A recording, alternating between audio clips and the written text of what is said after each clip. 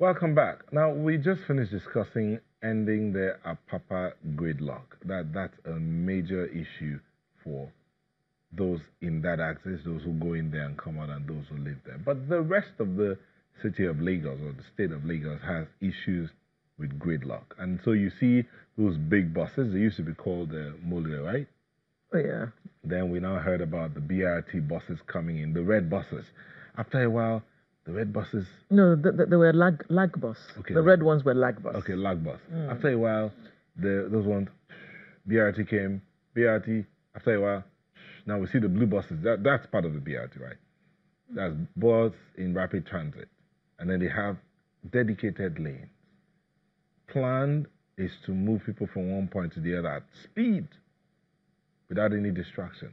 But has it been effective?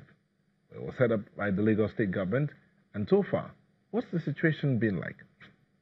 To help us understand all of this and resolving the issue, we have in the studio the Managing Director of Primero Transport Services, Mr. Fola Tinubu. Thank you for joining us. Thank you very much. Good morning. Okay, so I've given a generalized picture of Lagos transport. Yes. We still have the yellow buses. Now, there was that conversation about removing the yellow buses one time for all. Yes. Call them by their name, Danfo. Okay, sorry. We have the... But, Mr. Tinubu, yes. What, in your view, is the situation with Lagos transportation? The problem with transportation in Lagos is that... Intracity. Intracity. I'm talking about intracity. They need to address some fundamental issues in public transportation in Nigeria, in Lagos State. Right now, it's the private operators that are bearing the brunt of all the problems. Lagos State government cannot cap private companies' ability to raise revenue and don't do something about their costs. The cost keeps going up almost daily. Look, I'll give you an example. Diesel, which is about 50% or 60% of our revenue. Last year, we're buying diesel at about 160, 170 a liter. Today, we're buying the same diesel at 260 naira a liter. So, if you're going to cap the revenue generation, then you have to do something about the cost. But you cannot allow the cost to keep, going up and not do something about it. Okay, Primero Transport Services, you manage the blue buses. Yes. Tell us about your company. Well, Primero was started about this month, it will be 3 years since we started operation. We brought in 434 buses from day one, and we run from TBS to Ikorodu to TBS. And you're right, we have a dedicated lane. But most people don't realize that the dedicated lane is not all the way. We still have to go on the normal road. And if there's gridlock there, it affects us.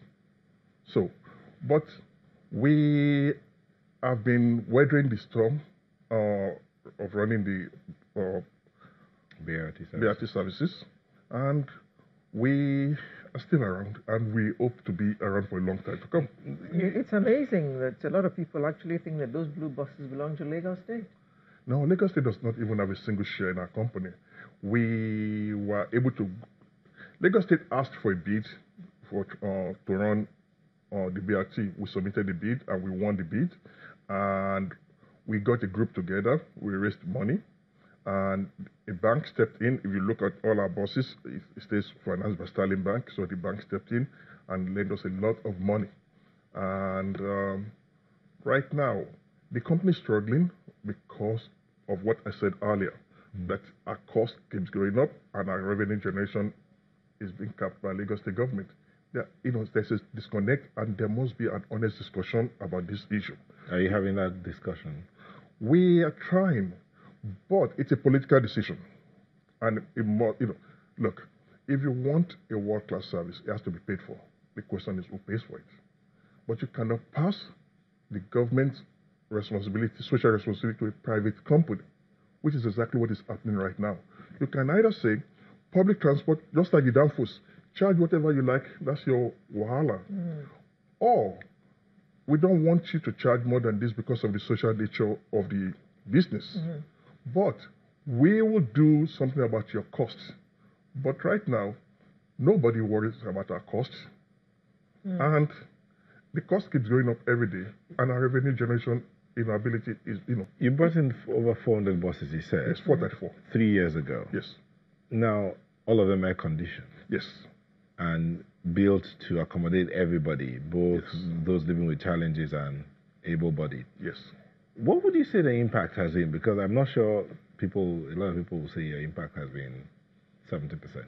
No, the impact on the people on that Ikorodu axis has been very good because how I know is that anytime we have issues, our buses are not out or something like that, the outcry is always, it's unbelievable. So the impact on that axis has been very effective. On other parts of Lagos, no, because we're not, we're only running on Ikorodu to TBS. In fact, every time I go on radio or TV, the first question I get is when is BRT coming to our own area. But the next one, I believe, is Abule Egba to Oshodi, which Lagos State is doing the construction of the BRT corridor right now. Okay. And we have submitted a bid, and if Lagos State approves it, we'll bring another 350 buses for that corridor also. Okay. Now, Lagos State opened a terminal in Ikeja. Yes. That the president came to commission Yes. open a short while ago. Are you going to be running buses to that terminal as well? Because Lagos is talking about bringing a certain number of buses to use that place. We should be, because we are in discussion with Lagos State right now. They want us to run part of the new buses they are bringing in. They've approved about 4 companies, which were one of them, to run these buses, and they'll be running from Ikeja all the way to Lagos Island. So that's another segment that Lagos State government is working on. So we're part of the 4 companies that they've picked to run that service, and hopefully by the beginning of the new year, that service should start. Yeah, there was a write-up about these blue buses sometime last week, and it wasn't a very happy article about your tickets and how people can buy tickets in advance or something, and they were trying to sell their tickets. There were long queues, no buses. What was the problem? Well, look, we have some challenges in the last couple of months. Part of it is that we don't manufacture anything in this country. Everything we use on those buses are imported. And we actually imported the parts, but there was a delay at customs and clearing and all that kind of stuff. So by the time they came in, we couldn't get the buses out now. But the good news is that the parts came in about 2 weeks ago. We started fixing the buses. There are more buses on the road, and the commuters will see a major improvement. In fact, I would like to take this opportunity to actually apologize on behalf of my company, even though part of it is out of our control, but at the end of it, I'm still responsible. So, yes, it's true. Look, the goods were just like the previous segment, the goods were in customs for a while before we could get it out, before we could do all of that. That was out of my control. But computers don't want to hear that. I'm the MD. All they care about is I'm paying my money. I want to go from A to point B. I want to do it on time. So I have to apologize. But like I said, things are, the parts are in now. We've started fixing the buses and we're putting them back on the road, and there'll be, major. In fact, they've started seeing improvement in the last 3, 4, 5 days, and they will continue to see major improvements. Okay, you brought in innovation, as in you buy your card in advance. Yes. Is that the Lagos Connect thing? Yes, actually, I even brought one. I needed to ask me. We've started this with Lagos Connect, which means that you can get this card, or another. We have 2 different kinds of cards. One is Lagos Connect, and the other one is my fare card. And you can put as much credit on this as you like, and you only use it whenever you board the buses. Which one of the complaints that we get is that, I've just paid to buy my paper tickets, and I have to go home. I just got called for an emergency, or I have to go back to the office. You can't use that ticket anymore. But with this, you only use it whenever you board the buses. So there are machines on the buses that can read the card? Yes, on every single one of our buses that will read the card and, deduct the right amount of money. We had some connectivity issues, which were, because of network, but we've solved it now with Wi-Fi's and all that kind of stuff. So it's working, I would say, almost about 99.9% accuracy right now. That's interesting. So what are you looking to see now that you're 3 years old? My dream is for Primero to have about 2,000 buses running all over Lagos, picking up about 1 million people daily. Diesel buses?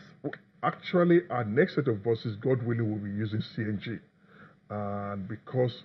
What is CNG? Gas. Gas. Because right now, we're just flaring up those gases, and it's causing lots of environmental degradation in the Niger Delta. But we can use it on the buses. Would it be cheaper than diesel? Oh, a lot cheaper. Oh, okay. A lot cheaper. That's what I want to hear. A lot cheaper. in fact, about 1/3 of the price of diesel. Ah. Okay. So that's the way to go. That's just a little over 50 naira. Yes. Will the fares come down? Exactly. Exactly. No, actually, look, like I said earlier, the key is we need to have a sustainable system. That, I remember when we were young, there was LMTS, there was LSTC, and all that. They all went under because the system was not sustainable financially. And that's my argument now, that if we want this BRT to be around 10 years from now, 20 years from now, 30 years after we're all gone, they're still around, we have to put on a sustainable footing. And if you're going to restrict the revenue because of the social nature of the business, you have to do something about the costs. We can't have our cake and eat it. Wherever you go in the world, somebody has to pay for public transport. But in Lagos State, you've passed that social responsibility to a private company, which is not fair on the private company. And also the citizens as well, because they pay their taxes. So there should be some level of remuneration, some give back to the people. See, that's so what I said. A quick one as we wind down here. Is Primero giving back to the people in any way? Yes, we are. In so many ways, there are lots of CSR that we do. We have some schools that we're working with in the Ikorodu areas that, and we have a bigger plan to do more as we grow. Okay. But we have to make money to spend money. You make money. It's your third birthday. You're a businessman. So what birthday present are you giving the citizens? A birthday present. Actually, I hope in Lagos State government will give me a birthday present. No, but last year, I think on January 1st or something, you had free ride on your buses or something? We did. On In Christmas fact, we Day? used to on Christmas Day and Salah Day, but we stopped it now because The pressure. Because of the pressure that the company is going through right now. Because believe it or not, that one free day costs us almost about 20 million naira. Ouch. Yes. Well, good luck, Mr. Tinubu. All right, thank you so much, Mr. Fola Tinubu, MD, Primero Transport Services. Thank you very much. Thank you, and we wish you better days ahead as you move from this to a more environmentally friendly mode of transportation, as you said. Thank you. Well done. Well done. We'll be speaking to the MD of Primero Transport Services Limited, Mr. Fola Tinubu. Otherwise, we'll be back in a moment. Please don't go away.